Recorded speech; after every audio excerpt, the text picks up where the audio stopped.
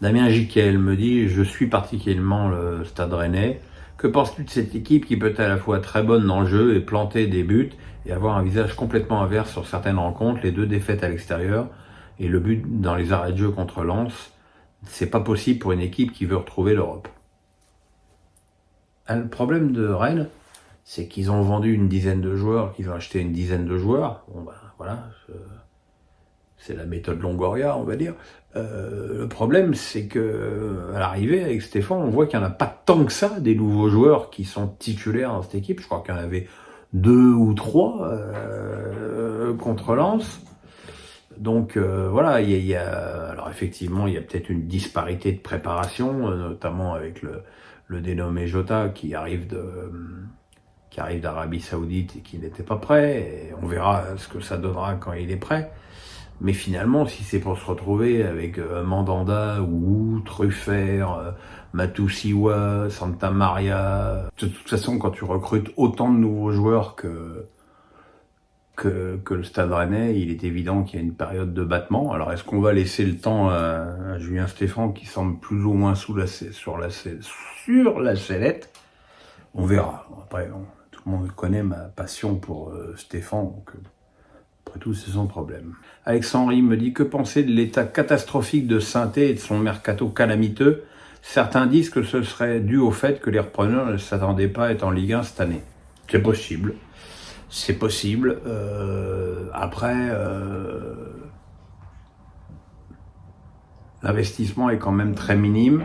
Après, ils ont mis énormément d'argent sur un attaquant de 18 ans, ce qui me semble ne pas être du tout le profil dont une équipe qui joue le maintien a besoin. Au contraire, il aurait fallu un joueur plus expérimenté. Voilà, c'est toujours est-il que, en attendant une correction possible au mercato d'hiver, cette équipe de Saint-Étienne est d'une faiblesse intenable pour le niveau de la Ligue 1. J'espère qu'ils n'auront pas trop de retard et qu'ils pourront corriger ça au mercato d'hiver. Benjamin Sass me dit ton avis sur la Lever Cup qui ressemble plus à une exhibition qui ne rapporte aucun point ATP mais dont le prix des places coûte une fortune, merci. J'ai déjà répondu à cette question, donc mais encore une fois, effectivement, le souci, Edison, pousse-toi Edison. Merci. Effectivement, je pense qu'un des principaux problèmes de la Lever Cup, c'est que ça rapporte pas de points ATP, que ça crédibiliserait le truc. Le problème, c'est que c'est un truc qui est organisé contre l'ATP, mais ça prouve aussi qu'un truc sans l'ATP peut mobiliser pratiquement les meilleurs joueurs du monde, puisque à part Sinner et Djokovic, qui aujourd'hui, de toute façon, gère sa fin de carrière en père tranquille, et tout le monde était là. Donc, et je pense pas que ce soit que pour l'argent, je pense que c'est une compétition où les joueurs s'amusent, qui resserrent les liens entre eux. On a pu voir par exemple qu'il y avait un vrai rapprochement entre Zverev et Alcaraz. Donc moi, en tout cas, encore une fois, en tant que spectateur, j'ai du plaisir à voir cette compète.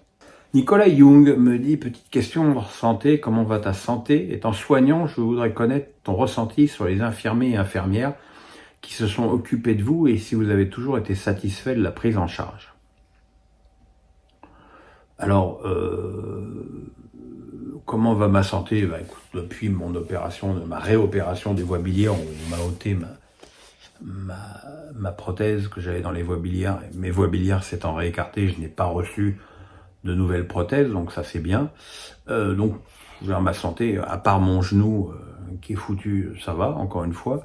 Mon ressenti sur les infirmiers et les infirmières, alors en ce moment, j'ai pris la défense des infirmiers libéraux, qui sont sous-payés et qui sont si importants pour moi, puisque faut savoir que mon anti-rejet pour le foie, aujourd'hui, je le reçois en perfusion tous les mois, donc j'ai une infirmière qui vient à domicile, elles sont payées des clopinettes pour faire ça en plus, donc elles ont tout mon soutien, comme le personnel des hôpitaux a tout mon soutien. Je vois encore l'infirmière qui s'est occupée de moi à Beaujon pendant que j'étais en réal au moment de ma greffe. Quand elle vient avec son mari à la Baule, on se voit toujours avec plaisir, on échange, voilà. Je suis resté très proche de mon hépatologue, donc effectivement, bien savoir, faut bien que je sois lucide. Sans la qualité du service médical français, je serais pas là à faire des vidéos, donc ils ont ma reconnaissance éternelle. Sébastien Brion me dit une grande première pour moi ici. Ne penses-tu pas que Rennes doit changer d'entraîneur ayant perdu contre Reims, Strasbourg, nul contre Lens? Ça commence à faire beaucoup pour une équipe qui était censée chercher le top 4 ou 5. Tout le monde sait la grande passion que j'ai pour Julien Stéphan. Après, faut reconnaître qu'on ne lui facilite pas la tâche en ayant vendu certainement pas mal de joueurs qu'il désirait garder, comme les frères Doué ou Bourigeaud. Après, on peut pas dire qu'on ne lui a pas redonné un outil de qualité.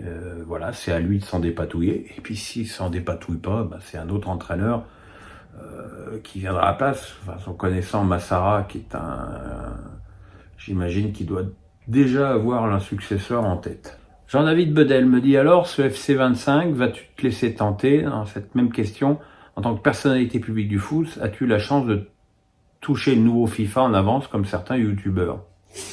Alors comme j'ai fait un procès à Electronic Arts qui m'avait viré de façon honteuse et sans raison, et que j'ai gagné ce procès, il est évident que mes rapports avec Electronic Arts aujourd'hui sont, comment dirais-je, un tout petit peu frais.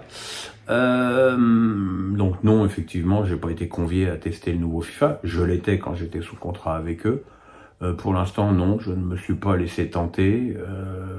J'attends de voir les commentaires. Il a fait longtemps que je ne me fais plus abuser par la pub télé où on ne voit que des cinématiques et absolument pas d'image du jeu. Voilà. Et puis c'est encore une fois, si c'est pour faire des matchs en ligne, les gagner ou les perdre 5-4, ça m'amuse pas. Johnny Domar me dit que penses-tu de l'impact de João Neves au PSG, toi qui étais très dubitatif lors de son transfert cet été?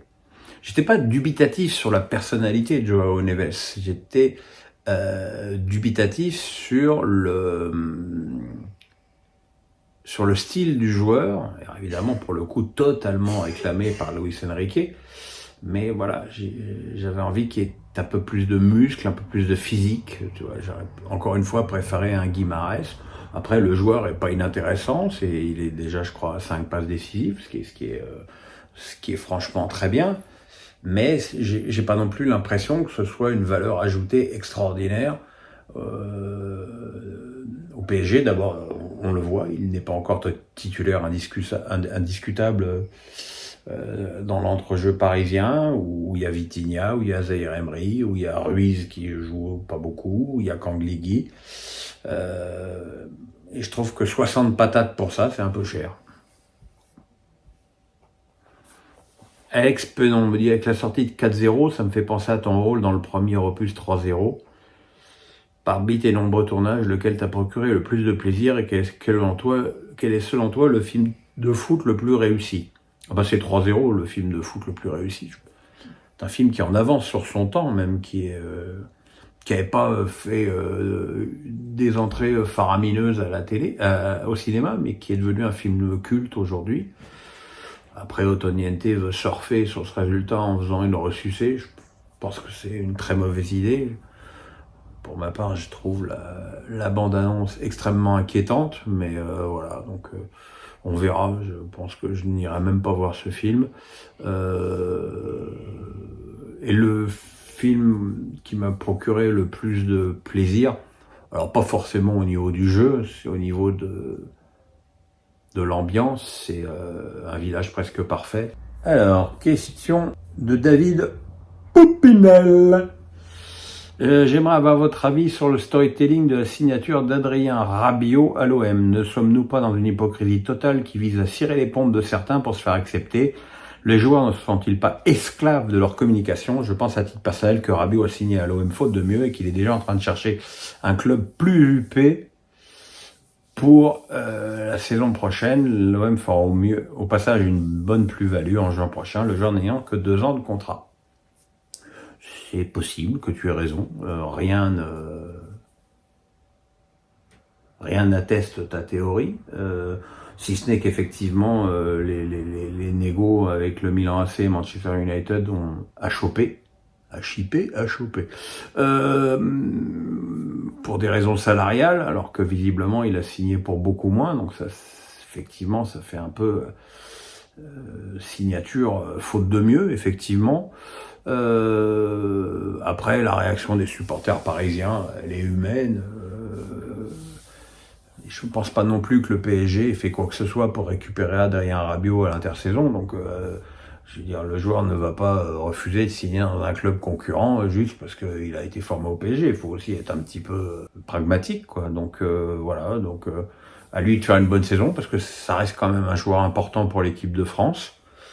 Et voilà. Et puis bah écoute, s'il veut changer de club et que l'OM prenne un bon chèque à la fin de la saison, bah, écoute, tant mieux pour lui. Hein. Flavien Pied me dit les Chamois niortais relégués en D1 district. Que sais-tu des frères Nouna qui ont coulé le club? Karim Fradin me semble aussi responsable. Licenciement de Pascal Gastien et mise en place des Hanouna. As-tu une anecdote sur ce club mythique? Alors je connais pas beaucoup, je connais même pas du tout les frères Hanouna et Karim Fradin. Par contre, une anecdote sur ce club, j'en ai un, puisque j'avais suivi 18 matchs des Chamois niortais lors de leur montée historique en Ligue 1 avec Abedi Pelé, qui est devenu un grand ami à la suite de cette saison. L'anecdote, c'est que j'étais parti avec eux en stage à Font-Romeu et que comme il y avait Franck Merel dans l'effectif, j'avais fait l'autre gardien de but pendant tout le stage. Je m'étais fait canarder la gueule dans tous les sens d'ailleurs. Voilà, c'était des mecs vraiment normaux, une équipe de bons vivants en plus avec Steak, Augustin qui étaient vraiment des mecs très très rigolos. Et voilà, évidemment, c'est une immense tristesse de voir un club être rayé de la carte comme ça du jour au lendemain du football français, parce que c'est quand même un club qui a formé beaucoup de jeunes joueurs. Voilà, les amis, c'est fini pour ce Face à Pierrot. Voilà, on va avoir une semaine un petit peu plus tranquille, puisqu'il n'y a pas de Ligue des Champions, donc on se retrouve le week-end prochain pour la Ligue 1. Les pronos légendaires, je crois qu'ils ont été sacrément légendaires, mes pronos, la semaine dernière. Je crois que j'ai fait 3. Je dois avoir la victoire de Nice, la victoire de Monaco. Et la victoire de Brest, je crois. C'est pas beaucoup. Hein. Allez, le pouce, la cloche, on s'abonne. Passez une bonne journée. Bye bye.